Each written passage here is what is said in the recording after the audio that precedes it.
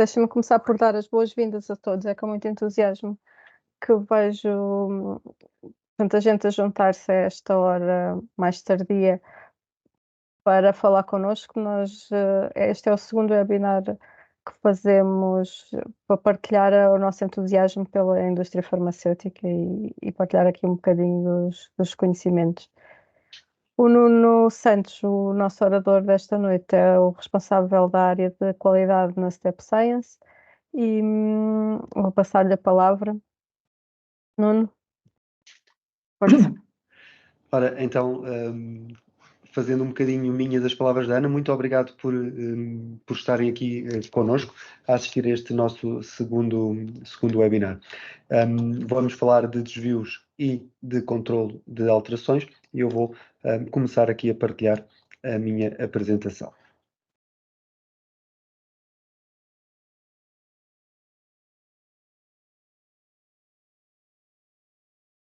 Desculpa, deixa-me só interromper-te para explicar que no final vai haver espaço para perguntas e respostas.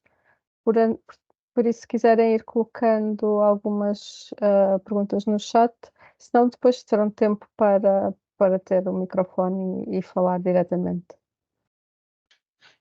Podes começar. Muito bem, eu acredito que estão, Ana, confirma-me se estiver tudo ok, que estejam a ver a cover Tudo page. bem? Sim. Muito bem. Então, mais uma vez, muito bem-vindos ao nosso webinar de hoje. Vamos falar de duas ferramentas que são fundamentais na indústria farmacêutica: o controle de alterações e o tratamento de desvios. Eu começo já por fazer aqui um spoiler alert. Estamos a falar de uma comunicação de 30 a 40 minutos, portanto, ninguém vai sair daqui mestre em investigação de desvios, com um conhecimento gigantesco nas ferramentas de investigação ou na implementação de alterações. O que queremos é fazer uma introdução a este tema e à sua importância. E utilizando para isso alguns exemplos mais do dia a dia do que da nossa indústria, para tentar captar também a vossa atenção e, ao mesmo tempo, passar a mensagem a quem não tenha tanto conhecimento neste campo. Para essa gente, para quem é novo nesta área, vão receber muita informação, mas poderão depois aprofundar este conhecimento, seja com a prática no dia a dia, seja com outras ações de formação. Para quem já é veterano nestas andanças, e vimos que há algumas pessoas inscritas que têm já muitos anos disto também, espero que consigamos, com esta nossa breve comunicação, ajudar a dar-vos algumas ideias que podem usar depois na sensibilização e formação às vossas equipas e aos vossos colegas. A Ana já falou um bocadinho. Oi, peço desculpa. A Ana já falou um bocadinho, eu vou estender ligeiramente a minha apresentação. Portanto, eu sou responsável de qualidade da Step Science desde há cerca de 3 anos e meio. Sou licenciado em Química Tecnológica, tenho uma pós-graduação em Gestão de Empresas e tenho passado toda a minha carreira na área de qualidade, nas indústrias químicas e na indústria farmacêutica, mais nesta última, mais na indústria farmacêutica, em ambiente multinacional, empresas regidas pelo Infarmed e pelas suas guidelines, mas também em empresas que trabalham com outros mercados e, portanto, com grande exposição a normas do FDA, a normas do MHRA, da Anvisa ou outras como sejam, por exemplo, as autoridades russas ou turcas. Então, hoje, o que é que nós temos como objetivo? Descobrir ou solidificar o conceito de desvio, entender o que fazer quando os desvios acontecem e qual é que é a importância de executarmos uma boa investigação de modo a conseguirmos depois prevenir a sua recorrência. Conhecer a importância do controle de alterações e a sua aplicação eficaz é o outro objetivo que temos para o segundo tópico. Serão estas duas ferramentas os bichos-papões da indústria farmacêutica? Este foi o título que nós escolhemos porque é relativamente comum nós sermos ou percebermos que estas ferramentas são vistas como um verdadeiro pesadelo que só serve para complicar e atrasar os processos. É difícil para nós, quando estamos numa área de qualidade, passar a informação de que Não é bem assim. Estas ferramentas existem para nos ajudar e são muito importantes, não só para garantir a qualidade dos nossos produtos e, portanto, a segurança dos nossos pacientes, mas até mesmo para ajudarmos a melhorar os nossos processos e, com isso, a optimizar o nosso negócio. Vamos então começar pelos desvios e depois passamos para o controle de alterações. Quando falamos em desvios, a primeira coisa que nós devemos fazer é perceber o que é que é. O que é um desvio? Acontece-nos muito nas nossas formações, seja aqui na Step Science, seja em cliente, quando perguntamos, ok, o que é um desvio?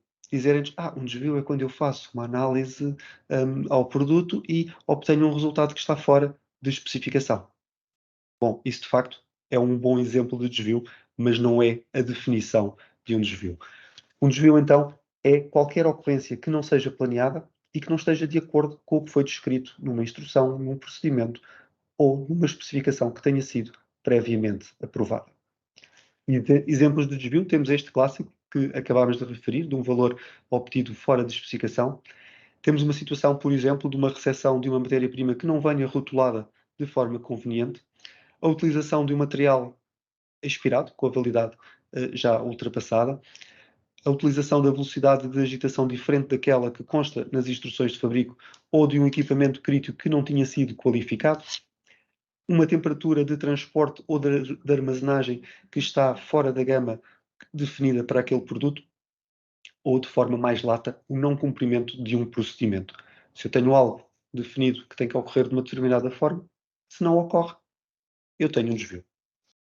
E isto é, basicamente, aquela pergunta que às vezes faz. Então, se alguma coisa não acontecer como está previsto, eu tenho um desvio? Sim, temos um desvio. Se definimos que tem que acontecer de uma forma e não aconteceu, temos um desvio. Então, o que é que eu faço? Quando temos um desvio, a primeira coisa a fazer é ter calma. Não nos podemos esquecer que a única maneira de nós não termos desvios é não fazer nada. E nós queremos fazer. Queremos produzir, queremos lançar medicamentos para o mercado e para os nossos pacientes. Portanto, quando acontecem desvios, o que nós temos que fazer é tratá-los. E tratá-los é seguir o procedimento que a empresa tem em vigor.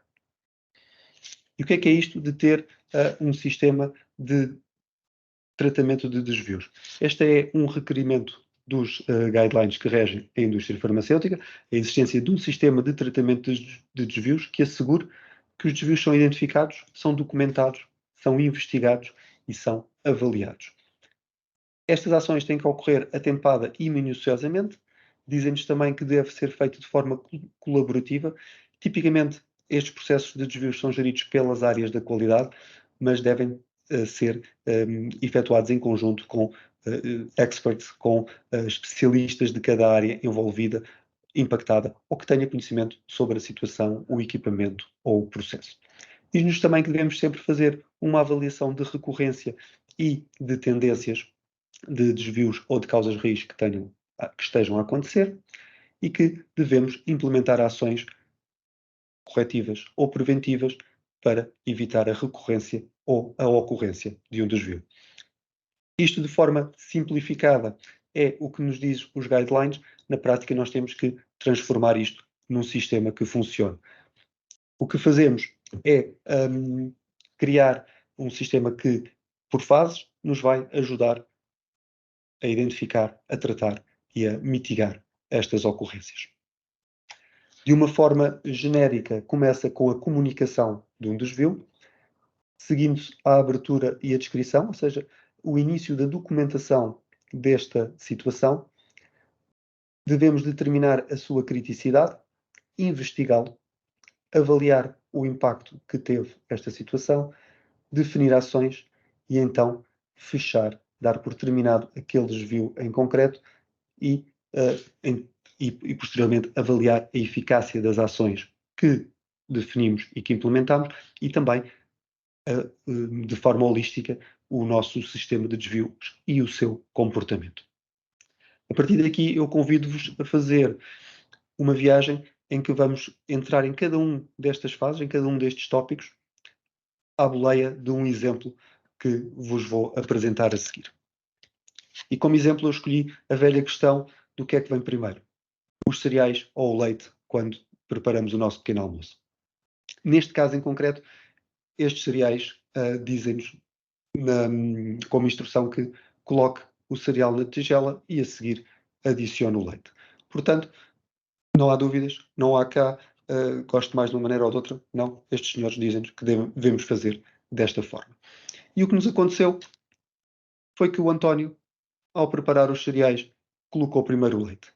Uma vez que tínhamos um procedimento definido a dizer que os cereais vêm primeiro e depois é que colocamos o leite, o António ocorreu num desvio, provocou um desvio.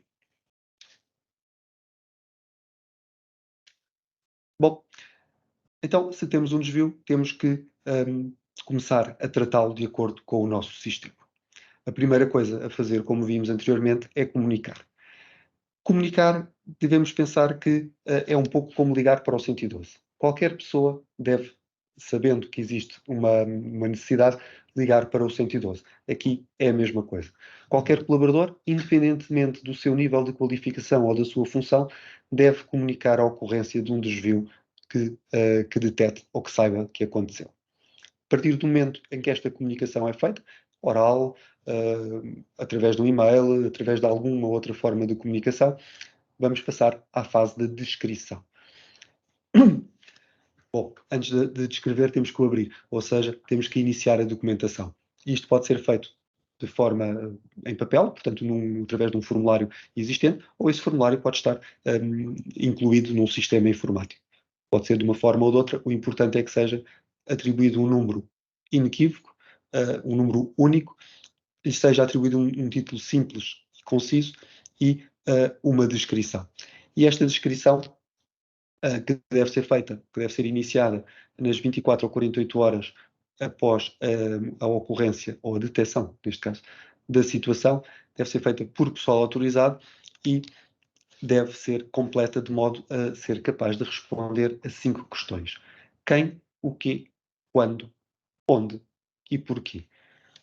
São os conhecidos 5 Ws, que em português não conseguimos fazer uma tradução tão bonita, utilizar só uma letra, mas conseguimos utilizá-los na mesma.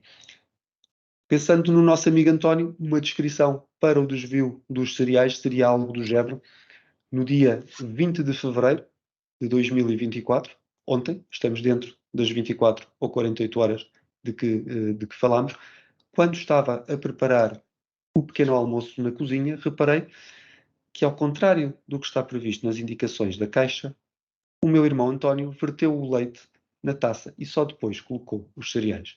E com esta descrição eu consigo identificar a situação. Consigo saber quem, o António, consigo saber o quê, inverteu a ordem de adição dos ingredientes, de carga dos meus reagentes, se pensarmos num processo químico. When, portanto, quando, ontem, onde, na cozinha. E porquê? Porquê é que isto é um desvio? É um desvio porque eu sei que existem indicações para fazer de uma determinada maneira e o meu irmão António fez ao contrário. Temos então o desvio aberto, o desvio com a descrição feita. Vou então passar às fases seguintes. Nas fases seguintes, eu começo por atribuir ou para determinar a criticidade do meu desvio. Esta criticidade é baseada nos critérios que a empresa tiver definido, podem variar ligeiramente entre empresas, mas basicamente o que eu quero fazer é definir se tenho um desvio menor, maior ou crítico, e isso é feito com base no tipo de falha e no potencial impacto que essa falha tem.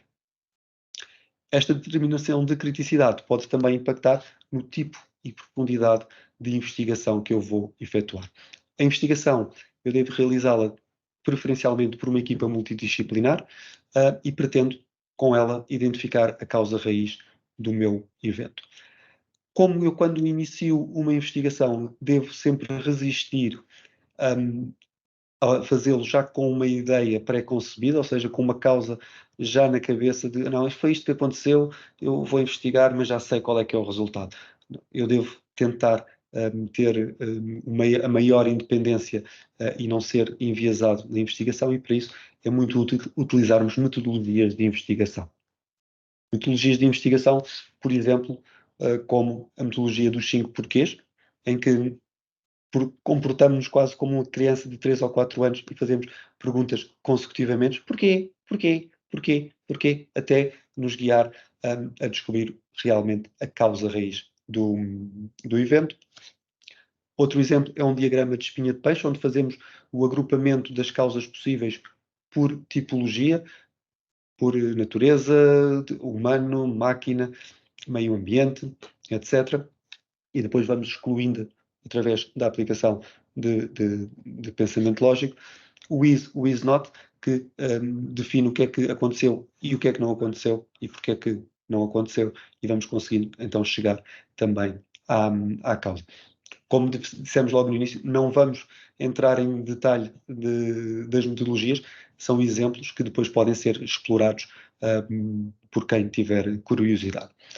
Vamos sim aplicar um bocadinho os cinco porquês à nossa situação do António. E primeiro eu começaria por perguntar porque é que o António colocou primeiro o leite. Bem, o António colocou primeiro o leite porque o António não tinha lido as instruções de embalagem. Mas porquê é que ele não tinha lido as instruções? Porque a embalagem foi deitada fora. Mas porquê é que a embalagem foi deitada fora? Porque os cereais foram passados para um frasco de vidro. Mas porquê é que os cereais foram colocados num frasco de vidro? E com este exercício simples, de um exemplo que também não é propriamente complexo, nós conseguimos perceber que a causa do desvio não é aquela primeira que nos saltava à vista e que se calhar nos faria fechar a investigação logo no primeiro porquê. Portanto, não é ele não ter seguido as instruções, mas sim o facto de ele não ter tido acesso ou sequer conhecimento da existência dessas instruções, porque elas não estavam lá e nunca estiveram. E por isso ele preparou o pequeno almoço como lhe apeteceu. Chegando então à causa raiz e acreditando que o fizemos de forma bastante estruturada e com sucesso, vamos prosseguir. Vamos fazer a avaliação de impacto, ou seja, vamos perceber se aquela situação, aquele desvio, impactou na qualidade ou na segurança do meu produto ou do meu processo. No caso do António, provavelmente iríamos dizer que não, os cereais continuaram perfeitamente comestíveis.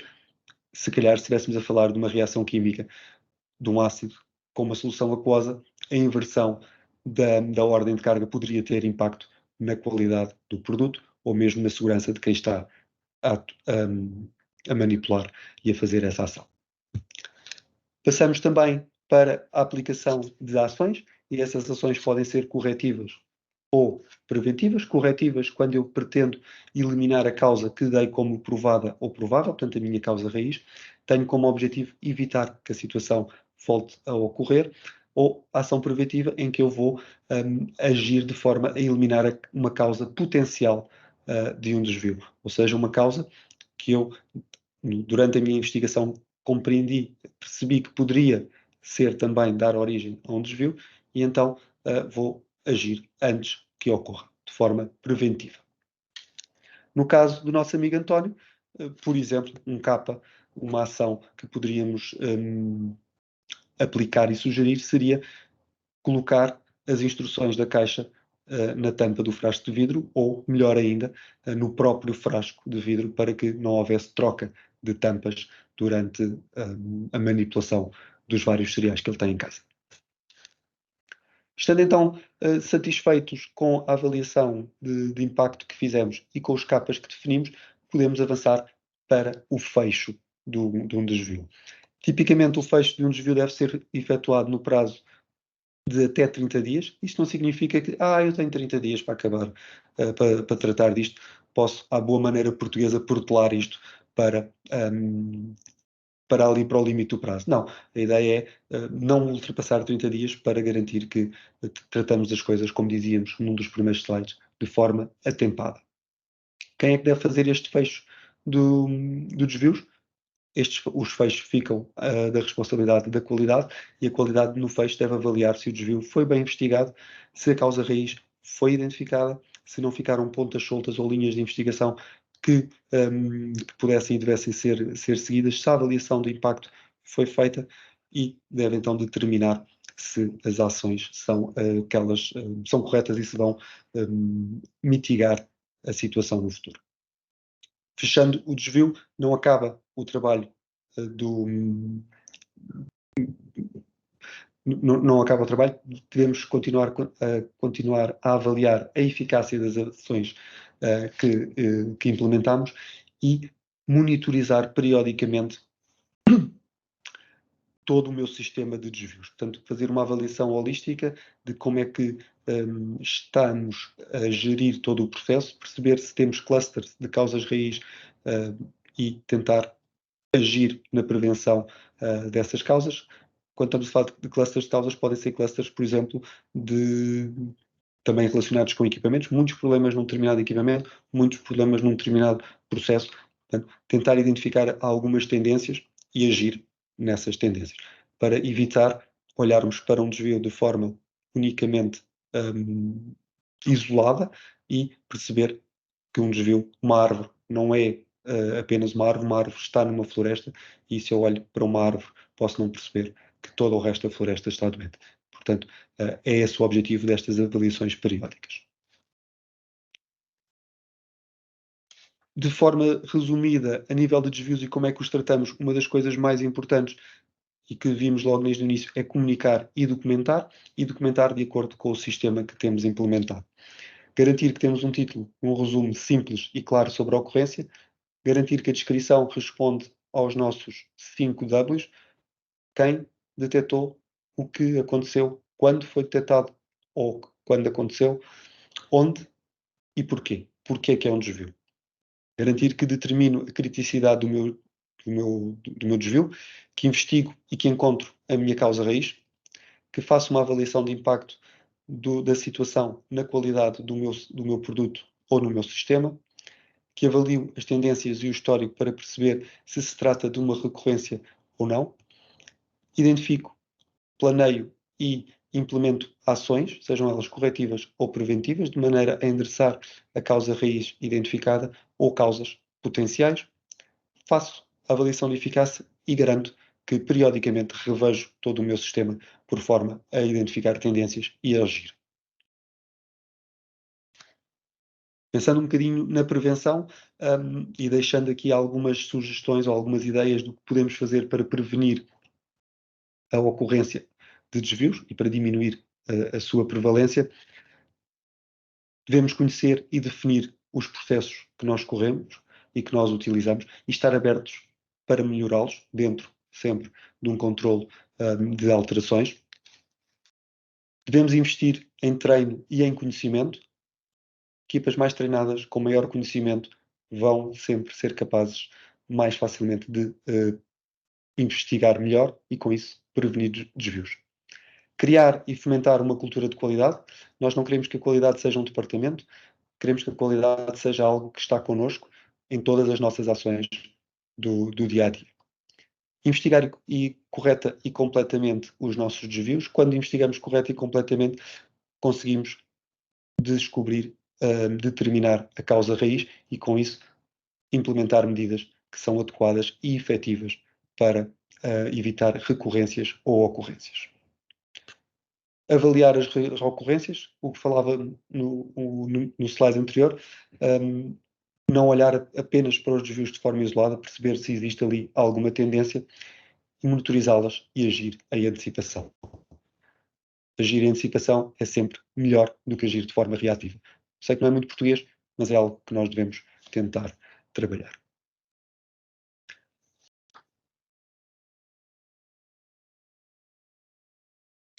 Bom, a nível de desvios, chegamos ao fim daquilo que eu gostaria de transmitir hoje. Gostava de aprofundar bastante qualquer um destes tópicos, mas não temos tempo em 30 ou 40 minutos. Vamos então mudar para falar um bocadinho de controle de alterações. E aqui vamos seguir um pouco o mesmo approach, a mesma metodologia que fizemos para os desvios. Vamos começar por definir o que é uma alteração. Vamos continuar depois a perceber porque é que as temos que controlar e, definindo quais são as fases, vamos então utilizar um exemplo para ver como é que impacta um controle correto de alterações versus algo que não foi controlado na sua mudança.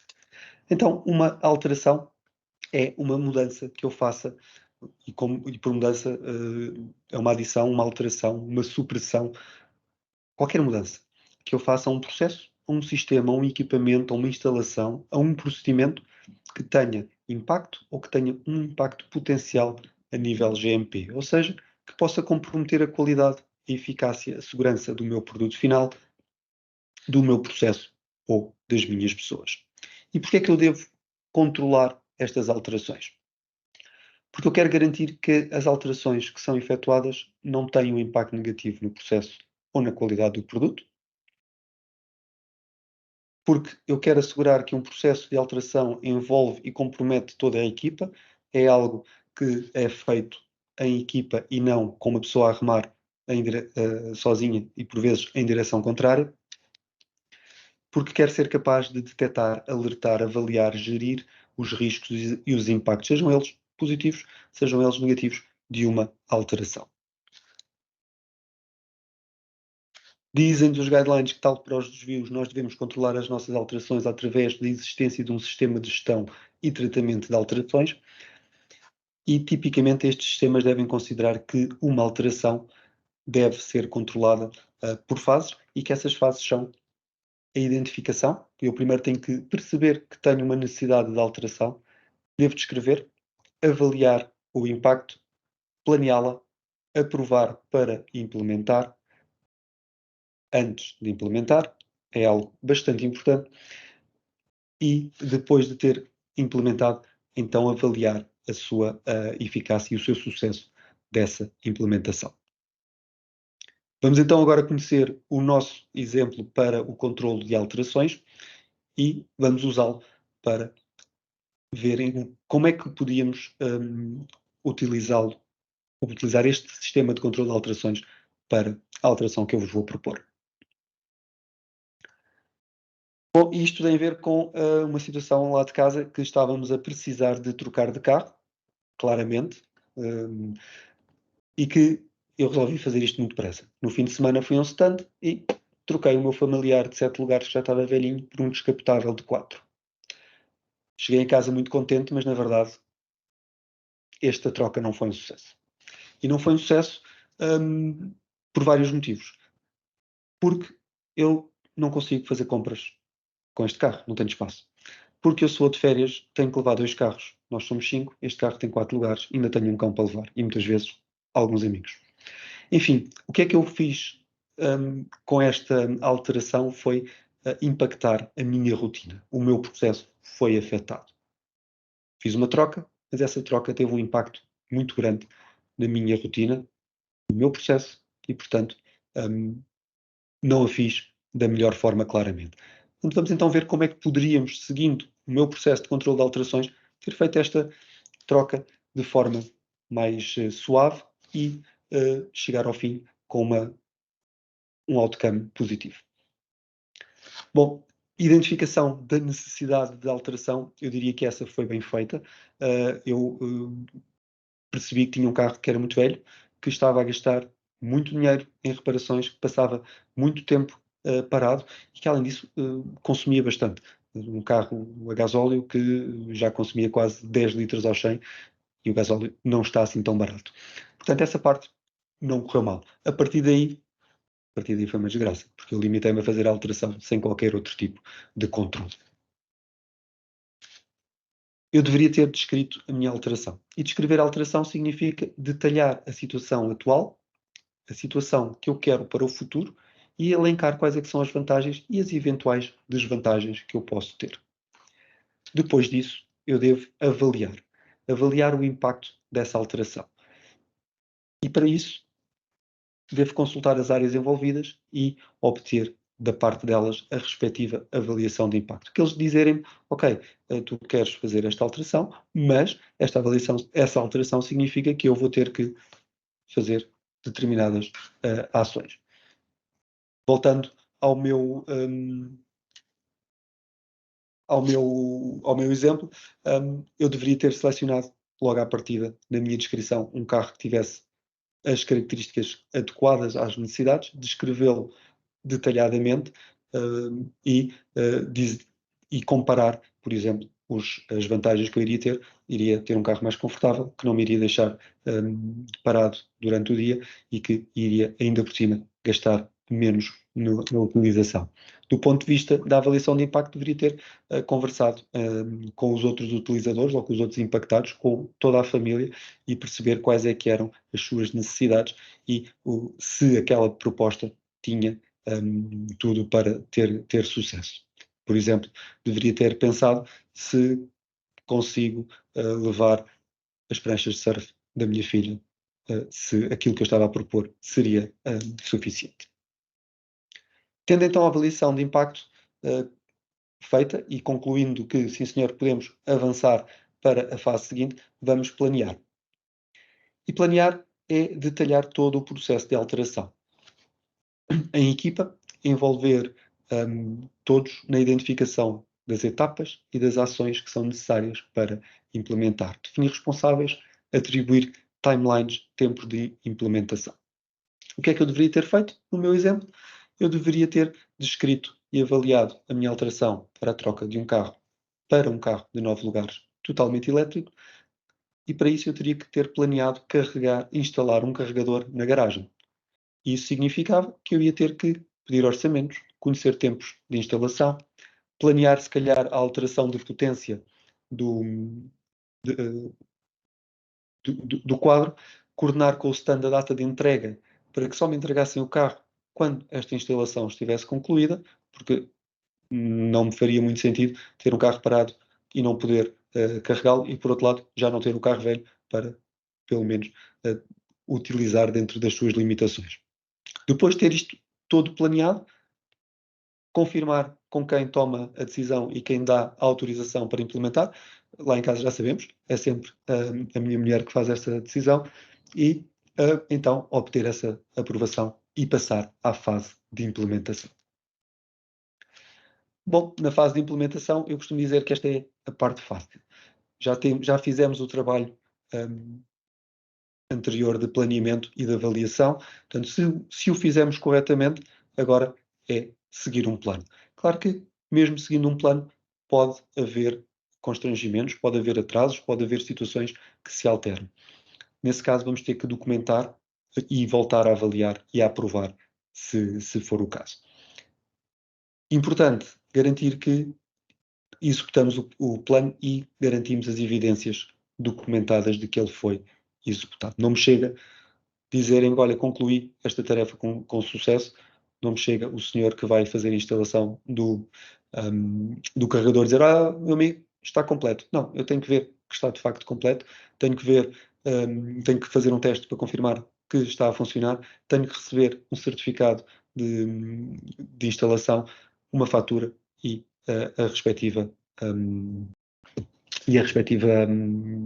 garantia. Após estar tudo implementado, vou verificar se aquilo que eu planeei inicialmente, aquela troca, aquela alteração, que se foi bem concluída e se o propósito da alteração foi alcançado.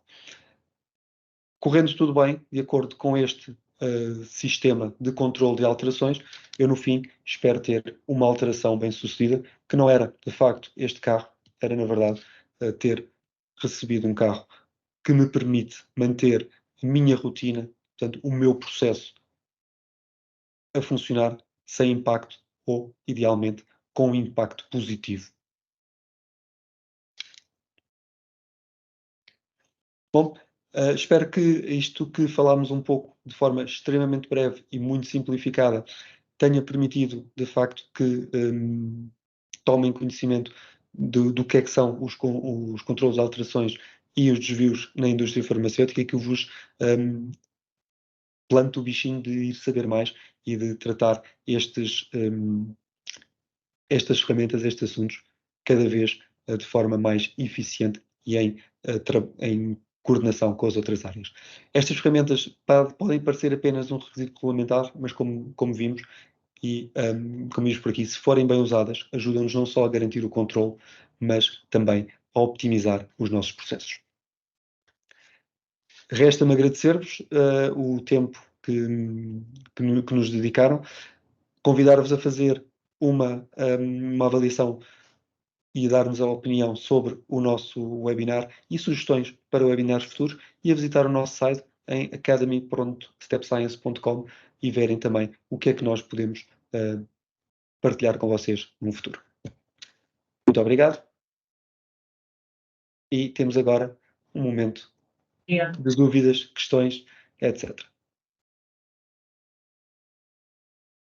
Estamos à vossa disposição. Eu acho que temos aqui alguma questão. Eu penso ter permitido o uso de microfone e câmara para todos, por isso, se quiserem começar.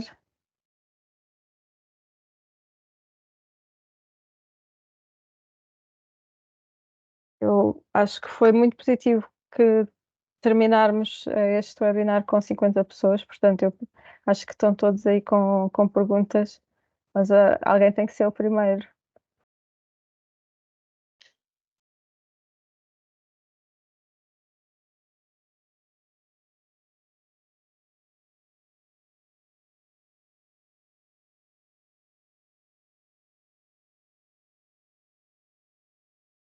Bom, não havendo perguntas, não havendo perguntas, resta-nos agradecer mais uma vez a vossa disponibilidade e a vossa participação. Sintam-se à vontade de... Oi? Acho que apareceu aqui qualquer coisa. Sim, acho que vai ser aqui uma pergunta sobre o registro do controle de alterações, que se há algum template. Sim, acaba por haver cada empresa acaba por definir o seu template. As fases são tipicamente aquelas que nós falámos aqui, mas depois cada empresa tem o seu sistema próprio, que acaba por não diferir muito, mas que deve seguir, sim, um template, tanto para o controle de alterações como para o registro de desvios, deve estar determinado como é que isso é feito.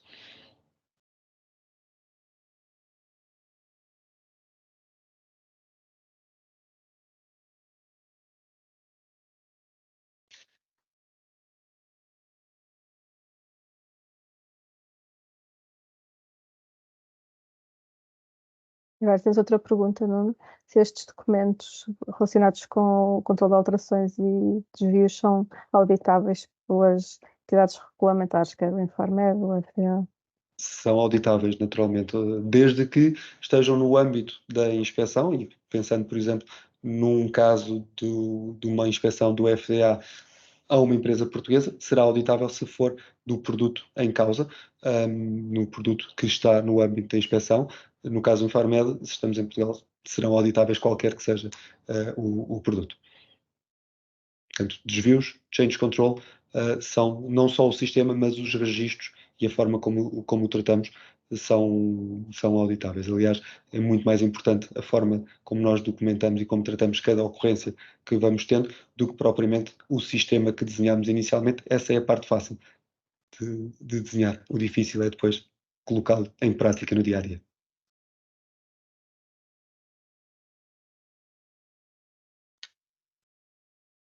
Ora.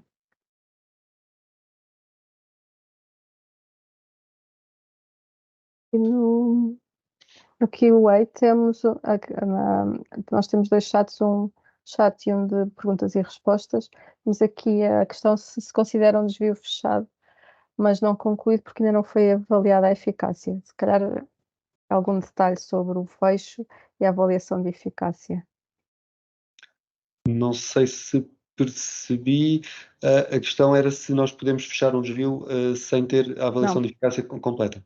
o desvio está fechado e depois eu vou ler novamente. Peço desculpa. Considera-se um desvio fechado, mas não concluído quando não foi avaliada a eficácia.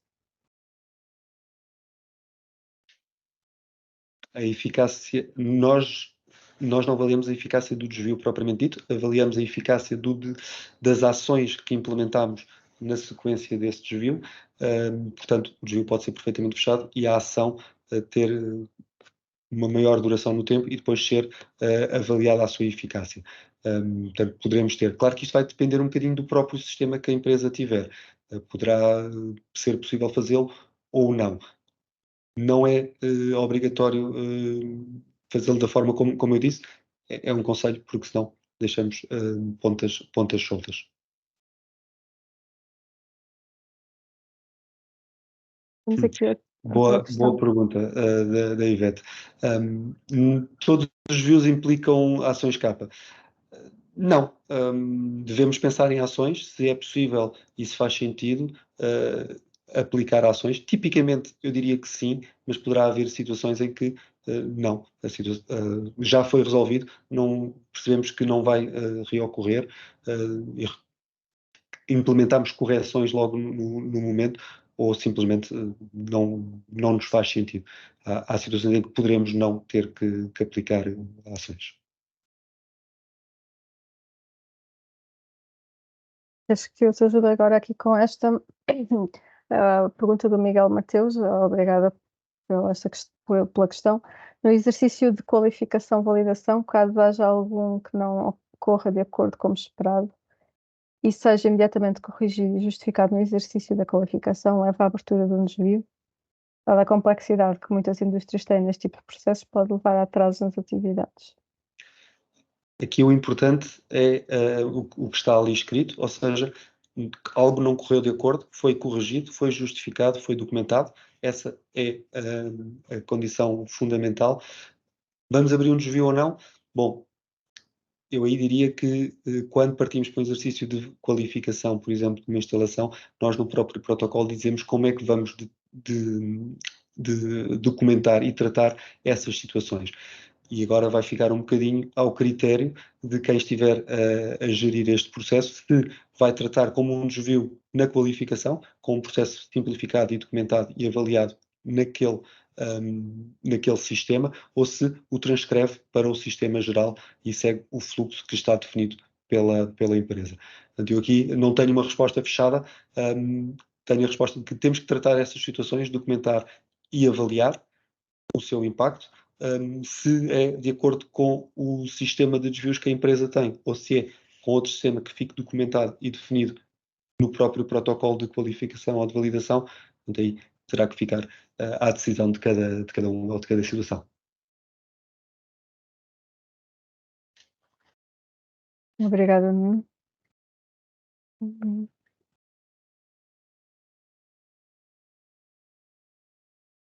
Agora temos uma questão da Andreia Teixeira. Todos os CAP abertos no seguimento de um desvio devem ter uma avaliação de eficácia? Ou deve ser feita uma avaliação do CAP e determinar se terá ou não uma avaliação de eficácia associada?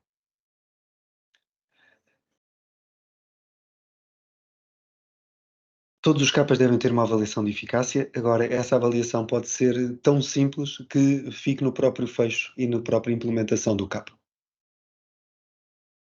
Obrigada, Bruno.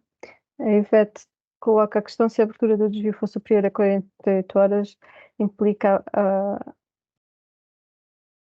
A mais um abertura de desvio, um desvio. a abertura de um novo desvio, porque não se cumpriu o tempo estimado. Eu sugiro que não se deixe ultrapassar as 48 horas. De facto, sim, deveria dar origem a um desvio extra. A minha sugestão nestas situações é, no próprio desvio, escrever uma nota a dizer que foi justificar logo essa situação, identificar que foram ultrapassadas aquelas 48 horas e que está documentado e dizermos logo qual é que é o impacto, se é que há disso. Claro que se começarmos a ver que temos várias situações, e por isso é que é importante a análise de reocorrências e de tendências, várias situações em que não estamos a abrir dentro das 48 horas, então sim, sugiro abrir um desvio e investigar e tomar ações para essa situação específica. Mas vamos trabalhar em que descobrimos um desvio, abrimos. Exatamente.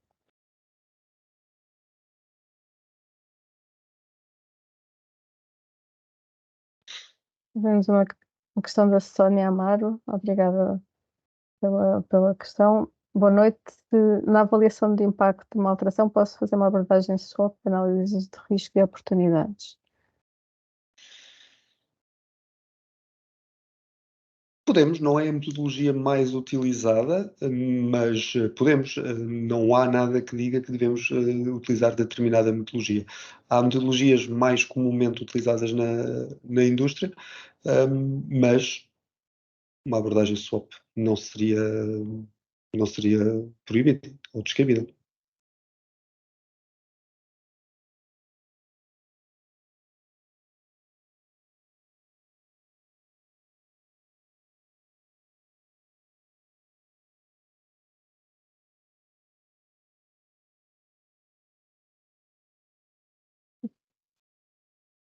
Tive Acho que não temos mais nenhuma questão. Eu agradeço a todos a participação.